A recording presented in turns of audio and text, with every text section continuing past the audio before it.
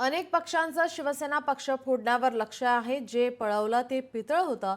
खरं सोनं आपल्याकडे आहे. कमळाबाईंच्या कारभारामुळे इथे चिखल झालाय असं उद्धव ठाकरे यांनी म्हटलंय. कमळाबाईंनी सगळीकडे चिखल पसरवलाय असा टोलाही त्यांनी यावेळी लगावला आहे. कमळाबाईंनी स्वतःची कमळं फुलवून घेतलेली आहे अशी टीका यावेळी उद्धव ठाकरे यांनी केली आहे. अशी जीवाला जीव देणारी माणसं हेच खरं आयुष्यामधलं सोनं असतं. आणि म्हणूनच अनेक पक्षांचं आपल्या शिवसेना फोडण्याकडे लक्ष आहे.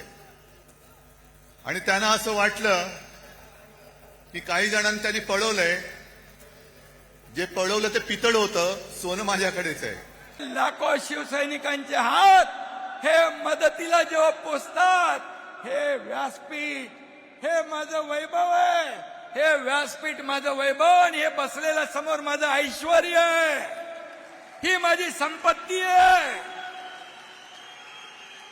ही माझी संपत्ती आहे. संपत्तीचा मोह आम्हाला नाही, प्रॉपर्टीचा नाही. प्रॉपर्टी तर तुम्हाला पाहिजे ती तुम्ही घ्या. मला म्हणाले तुम्ही कशावर क्लेम करणार. बोललो बिलकुल कशावरही नाही.